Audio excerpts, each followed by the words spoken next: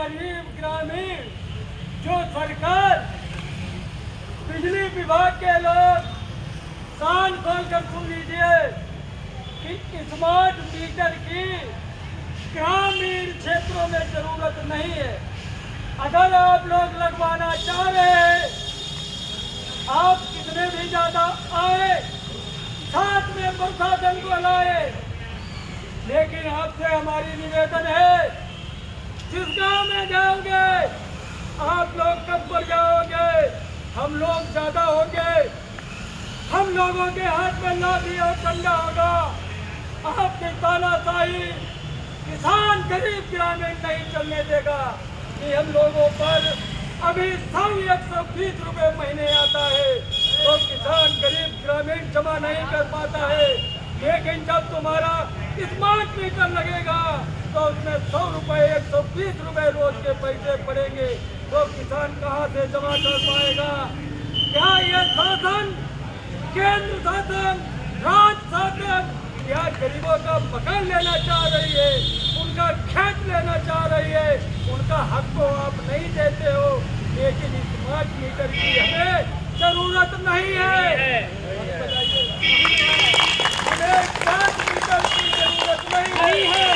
हम लोग नैया और झोपड़ियों में रहने वाले, हम लोग भूखा सूखा खाने वाले, स्मार्ट मीटर की नहीं जरूरत, हमें कोई आवश्यकता नहीं है। हमें स्मार्ट मीटर की जरूरत नहीं है। अगर आपने जबरदस्ती लगाने की कोशिश की तो कृपया करके खूब समझ लो, किसानों की लाठी या तो फाइट झेले या तो भूरो, लेकिन खूब समझ ले बिजली विभाग के लोग कि देखिए बदकी नहीं है।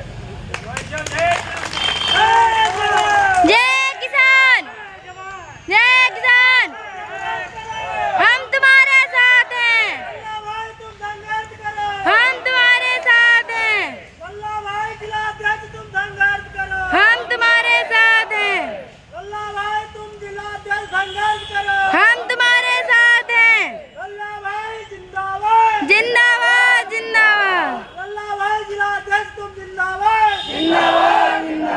भारत माता की जय। एक बार फिर प्रशासन से मेरी हाथ जोड़कर प्रार्थना, आप स्वीकार करें और आपको मालूम स्वीकार तो करना ही पड़ेगा। इसलिए हमारे वोट से आप प्रधानमंत्री और मुख्यमंत्री बनते हो।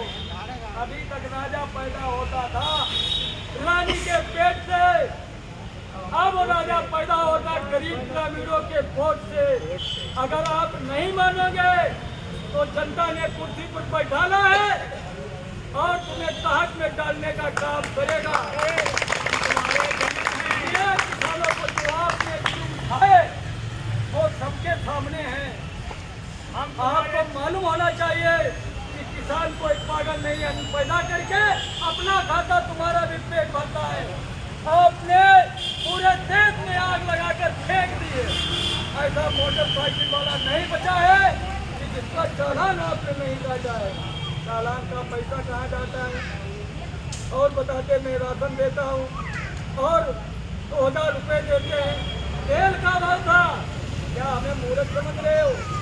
तेल 38 रुपये में था सरकार के पहले, 56 में पेट्रोल, आज की कीमत है 100 के पार पेट्रोल और लगभग 100 में डीजल है साहब। आप लोग मूर्ख मत बनाए। प्रधानमंत्री महोदय भारत सरकार के आप नहीं पढ़े, लेकिन जनता के लोग आप कितने भी स्कूल बंद करा दीजिए, हम लोग अपने बड़े लोगों से इतने पढ़ाई पढ़ लेंगे, लेकिन आपसे ज्यादा पढ़े लिखे हमारे देश के किसान ग्रामीण हैं। आप कहते हैं अगर भारतीय जनता पार्टी की सरकार नहीं रही तो पाकिस्तान कब्जा करेगा भारत पर, और लोग कहते हैं हमारे भारतीय जनता पार्टी के लोग कि भारतीय जनता पार्टी बहुत बुद्धिजीवी सरकार है। अपना कान खोल कर सुन लीजिए। आप कहते पाकिस्तान की जनता, पाकिस्तान भारत पर कब्जा करेगा। आपको ये पता नहीं कि जितनी वहाँ की आबादी है इतनी मेरे भारत की कैद में है।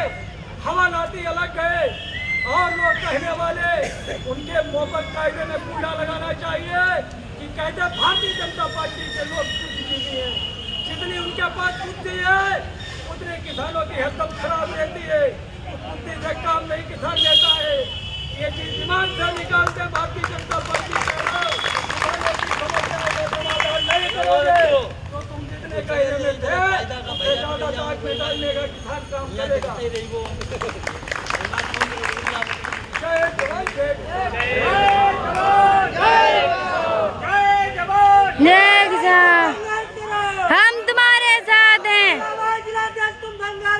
हम तुम्हारे साथ हैं।